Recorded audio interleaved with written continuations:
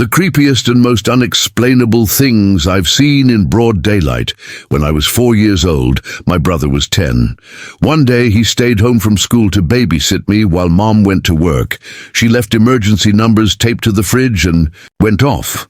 I don't remember exactly how long after she left, but suddenly we heard our dog, Fluffy, barking viciously, completely out of character for her. At that moment, my brother and I were in the kitchen, waiting for biscuits in the oven.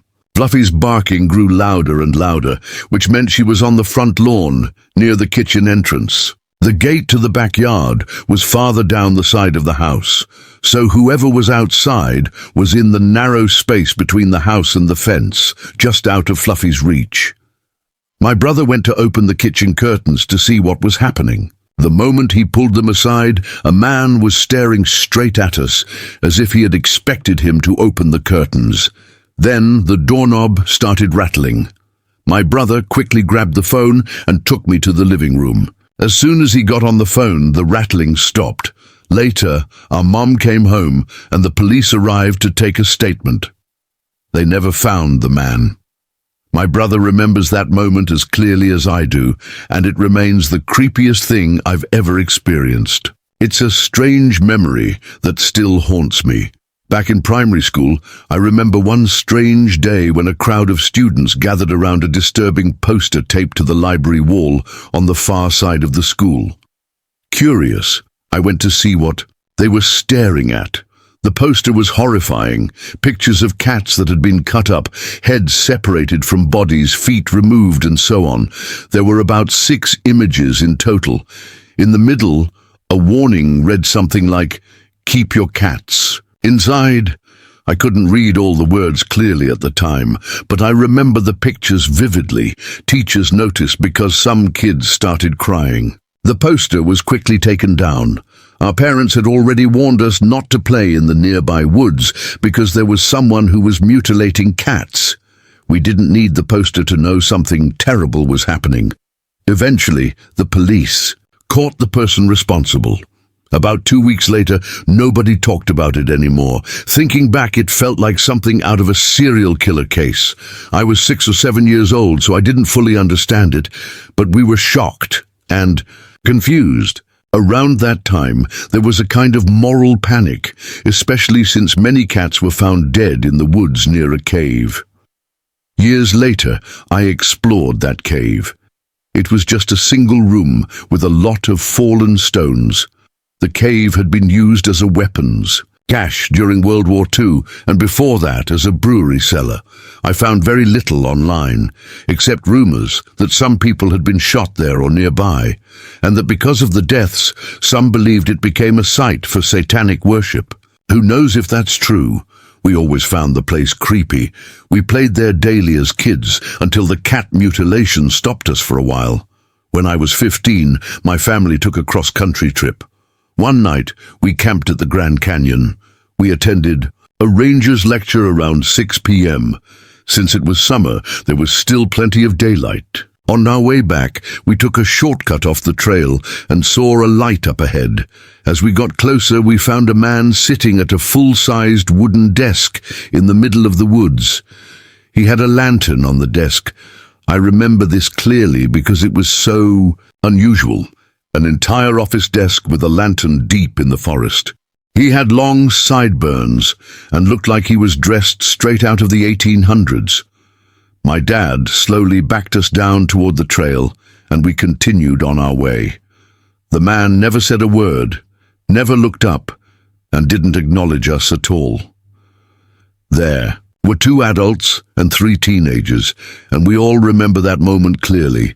I don't believe in ghosts or spirits, but I still don't have an explanation for what we saw. As I got older, I assumed I must have misremembered the incident, but everyone in my family insists they saw the same thing. It was 2008, during a mountain bike race in the Midwest. The temperature hit 100 degrees, and the air in the woods felt completely drained of oxygen. It was a brutal day. 3 of us had pulled well ahead of the main group. We were about to lap another rider when, suddenly, he veered off the trail and plunged down a steep ravine. All 3 of us came to a stop. The ravine was steep and ran deep. We found his bike halfway down, but we never saw him again. A search party was sent out, but nothing turned up. To this day, the rider remains missing. Do you think he took his own life? No, I think the heat got to him. It was dangerously hot. I felt lightheaded myself during the race. I think he was simply disoriented. We made it to the bottom of the ravine. I don't believe the fall would have been fatal. Was anyone reported missing? Did we ever find out who he was? We couldn't locate a body. Yes, it did make the news. His body should have been recovered easily. The fall wasn't severe enough to kill him. It was like he just vanished. This story stuck with me, especially since disappearances like this are so rare in biking events. I even tried searching for more information online, but came up empty. With so much renewed interest in the story, I searched again. Still nothing. The event happened during a mountain bike race in Michigan. I messaged a friend from that area, someone I used to race with. He hasn't replied. His last Facebook post was 4 years ago, so it seems he's no longer active on social media.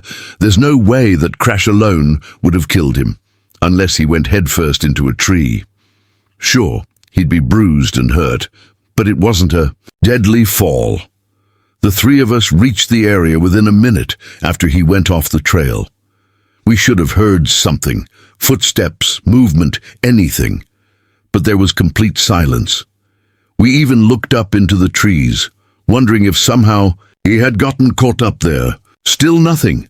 We set his bike upright at the top of the ravine and alerted the first safety crew we found at the finish line. They made a public call for volunteers to help search. The next day, someone posted a news article in a biking forum about the missing rider. And then, the story just disappeared. At the time, I was in the middle of my doctorate studies, and I've got PTSD from those years, so memory is fuzzy. But I'll never forget what happened.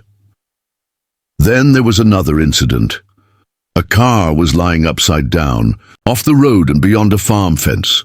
When I approached it, I saw all the windows had been smashed out and blood was everywhere. 5 minutes later, a man in a suit and tie calmly walked out of the nearby trees. He said it was his car. He didn't have a scratch on him.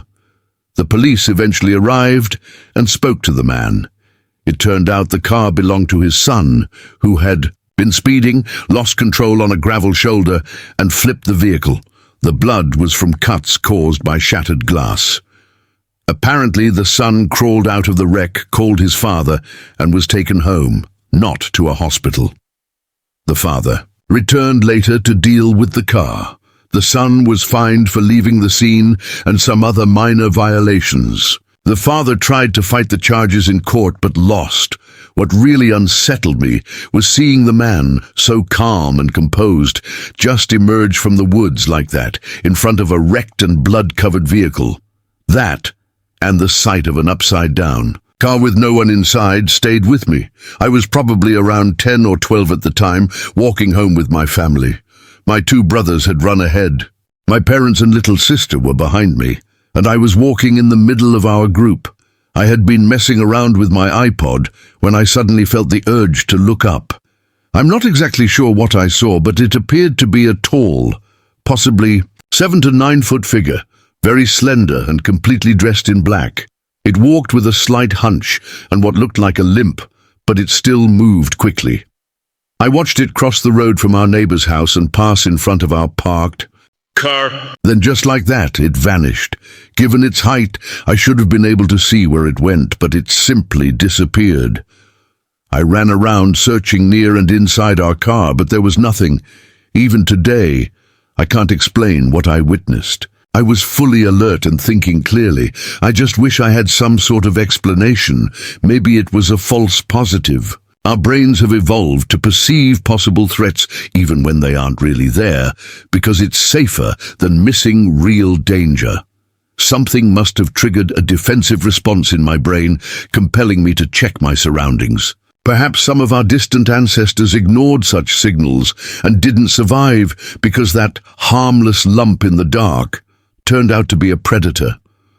This might even explain why people feel uneasy looking into mirrors at night, just in case. They see something that shouldn't be there. I once saw something that felt straight out of a horror film. It was a man, naked, with grey, ashy skin and eyes rolled back in his head, stiffly staggering through traffic in Jamaica. At the time, I was working in Kingston during the late 1980s. I asked some locals on my crew what was going on, and they said he was a zombie. But not in a magical sense. They explained it was caused by drugs. People sometimes do that to others for revenge. A few weeks later, I saw another, an older woman this time. It really shook me. Someone responded to my story saying they had a similar experience in Kingston in 2018. Their family saw a man in traffic just like the one I'd described. The sister commented, "He looks like he belongs in The Walking Dead," and the dad laughed, saying it wasn't all that unusual there. Reading all of this reminded me of something that happened when I was about 12 or 13. I had gone to the river with a friend, her younger sister and her older sister, probably in her early to mid-20s. It was a long stretch of river, and we had trouble finding a spot to park. Eventually, we parked and walked through a small wooded area. At the edge, right where the river started, there was a metal trash can filled with garbage bags. The bags were smeared with blood, and one had a shoelace sticking out. We stood there, staring at it for a moment, then moved on toward the river. On the opposite bank, we saw a backpack, an ice chest, and a small campfire still burning, but no people in sight. Despite how strange it all was, we just kept walking further down the river to find a good place to hang out. At one point, the youngest girl told us someone was following us. That was enough. We quickly left and called the police. I don't know what came of it, but later my friend told me that news reports confirmed they'd found 2 bodies in that river. Even if there's a logical explanation, the memory still haunts me. Then there was a bizarre moment during the planking craze. At the time, I had never heard of it. I had just taken a taxi into town and was walking through the city center. Everything seemed normal until I turned into the town square. Suddenly, there were around 200 people lying face down, planking on benches, sidewalks, sculptures, and everywhere else. I froze. For a split second, I thought something horrible had happened, like there had been a shooting or maybe a bomb. I wondered if the world was ending. Then I asked someone nearby, and they explained what it was. We laughed it off, but that feeling of panic in those few moments, I'll never forget it. Honestly, the overlap between the planking trend and the flash mob era is something we don't talk about enough. Another strange experience I had as a kid. I saw one of our neighbors, someone we didn't really know, lying in the middle of the road. He looked lifeless and had a leaf blower next to him. I was too young to understand what a heart attack was, but I ran inside and told my dad what I saw. He completely dismissed it, but he wouldn't even come outside, wouldn't even walk down the block to check. Then he told us we weren't allowed to leave the house again, said it was none of our business. I'm glad to say my dad is sober now, but maybe that had something to do with how unwilling he was to hear us or help in what felt like a real emergency. I never found out what happened to that neighbor. I really hope he recovered. Around the year 2000, I was about 11 years old, living in a suburban neighborhood in Virginia, USA. One day, I looked out our living room window and saw something unbelievable. A severed pig's head sitting right in the middle of our driveway. I shouted for my dad, who went outside to get a closer look. He then called the police. A cop showed up, took a quick look, spoke with my dad briefly, and then left without much explanation.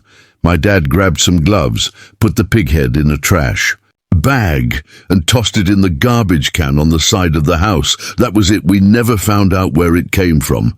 Just a completely bizarre and unsettling experience. Years later, I was at a service station in New Orleans with a friend. We'd stopped for lunch, and as I sat eating, I started feeling this overwhelming sense that something was very wrong. The air felt heavy, like something unclean was present in the room. I glanced around and spotted a man a few tables away, staring at me. I must not have noticed him before, because he had his head down and a cap shading his face.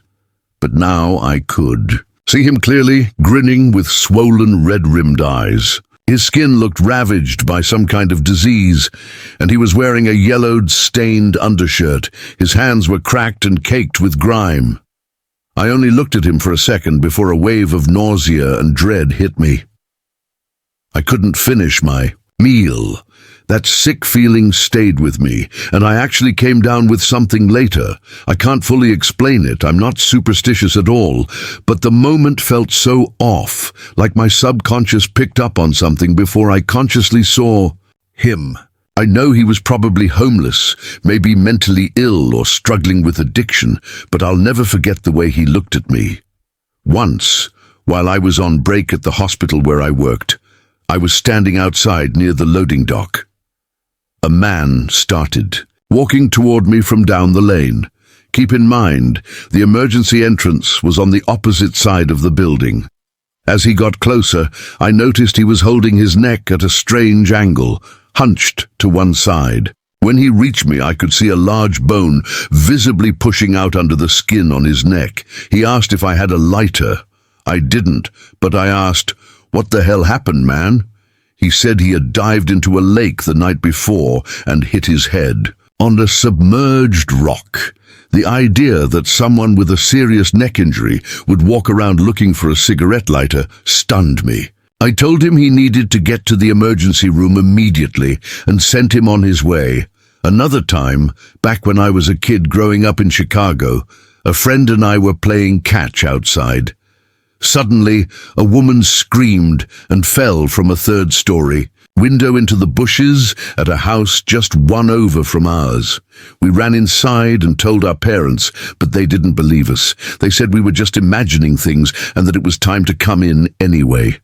About an hour later, we saw the police and fire department show up. I found out much later that her drunk husband had pushed her out the window. She broke her neck and likely died just before the ambulance arrived. Even 20 years later, I still struggle with guilt. If we had pushed harder, if we had insisted, maybe she could have survived. And then there was this strange moment when a friend sent me a photo of someone walking through a crosswalk. The picture was taken from behind and slightly off to the side, so I couldn't see the person's face. But everything else looked exactly like me. Same hairstyle, same hair color, same body shape, same posture. Even the outfit matched one I actually own. The person was carrying a purse that was almost identical to one I have, just a slightly different variation. A friend once told me they had seen someone in a crosswalk who looked exactly like me. The photo they shared was taken from behind at an angle, so the face wasn't visible, but everything else matched. Same hairstyle, same build, even the outfit and purse were things I owned. The only reason my friend knew it wasn't me was because we had just been on the phone and I was at home. The thought that someone out there could look so much like me still unsettles me. My friend insists the woman's face was identical to mine. That wasn't the end of it. I once used a facial recognition website where you upload your picture and it scans the internet for similar faces. It brought up an image of a woman at a party I've never been to, yet she looked so much like me that I questioned if it was possible it was me. It clearly wasn't, but I still think about it. For anyone curious, I believe the site was twinstrangers.net. Thanks to those who shared the link, I couldn't quite remember the name and didn't want to post the wrong one. Now for something completely unexpected, one day while walking to the store, I saw a large dog crash through a second-story glass window and land in someone's front yard. Startled, I knocked on the door, but no one answered. not from the house or the neighbors. I stayed with the dog and called animal control. The dog had a few minor scratches, but otherwise seemed fine. Even the animal control officer was baffled and called the police because no one could understand why the dog had jumped like that. Another odd event happened to me in the summer of 2016. I was at Walmart around noon, shopping for a particular brand of honey wheat pretzels. Toward the end of an aisle, I noticed an extremely tall man, probably over 6'6", carrying a baby in a covered carrier and talking on his phone. He knelt down to search a lower shelf and placed the carrier beside him. Just then, a darker-skinned woman with striking blue lipstick passed me and stopped beside him. Without hesitation, she picked up the baby carrier while the man was distracted with his phone call and browsing. At first, I assumed she might be his partner, but after grabbing what he needed, the man turned to pick up the baby and suddenly froze, realizing the carrier was gone. He paused, then said calmly into his phone, "Honey, I'll call you back. I need to find our child." He locked eyes with me and asked if I had seen a woman with black hair and blue lipstick. A bit confused, I told him she had been there just seconds ago. He thanked me and ran straight to the store's front doors. That was when I realized she wasn't his partner. She had attempted to walk out with his baby. As it turns out, she was a serial stalker from a previous failed relationship.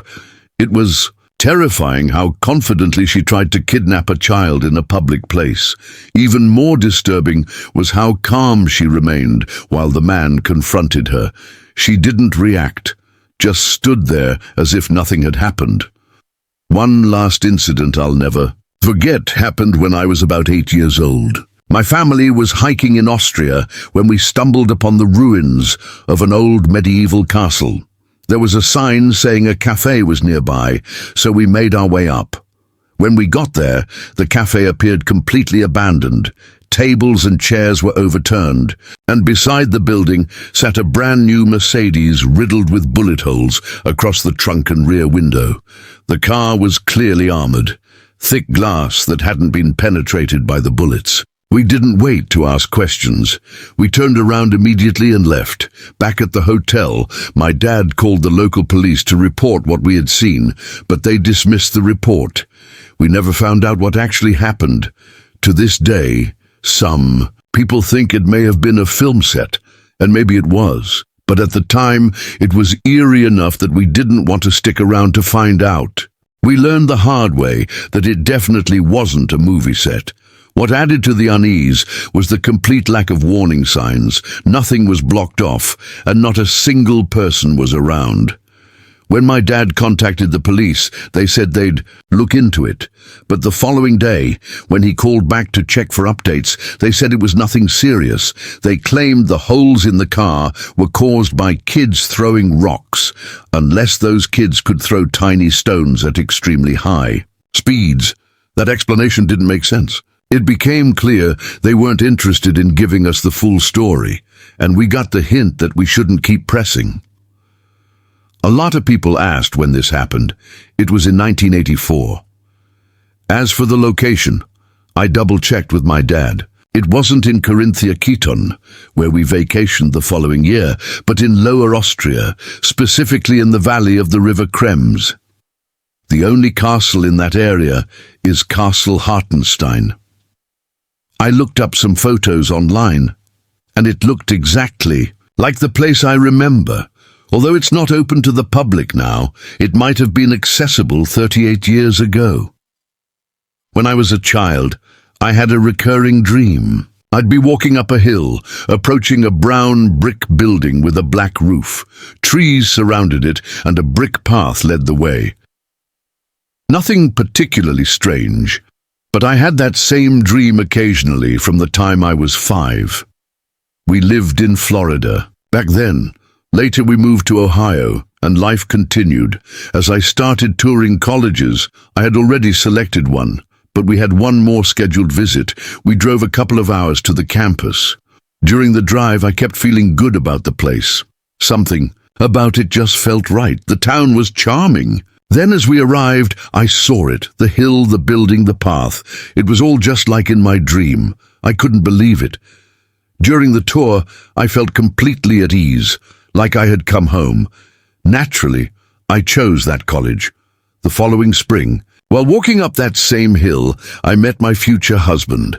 I still don't know what that dream meant, but I truly believe it shaped the course of my life. I really believe that dream and feeling happened so you could meet your husband. My husband and I have a similar story. In the spring of 2005, I was getting ready for my usual summer job, working at a Boy Scout camp. I had done it every summer for the past 3 years. I'd usually drive an hour or two up a canyon and spend the summer living and working there. It was my favorite job. But that year, as I prepared to leave my regular job at the Boy Scout store, I felt this deep sense of dread. I ignored it repeatedly, but eventually I felt physically sick whenever I thought about going. At the same time, my husband had been offered a promotion. The catch? He'd have to relocate to a different state. He even visited the area, found a great place to live, and was making plans to move. But then he started feeling the same unease, just like me. At first, he brushed it off, thinking it was simply nerves about leaving his family and everything familiar. In the end, neither of us went through with our plans. That summer, we reconnected for the first time since high school. We'd only hung out once before with a group of friends. He thought I was a bit stuck up, and I thought he was a little immature. 3 weeks after reconnecting, we got engaged. 4 months later, we were married. It's been 16 years and 4 kids, and we're still going strong. That's a lovely story. Sometimes things really do seem meant to be. The first time I met my husband, I just knew we'd end up getting married. Years later, he told me that when we first met, he assumed it would just be a short fling, maybe even a one-night stand.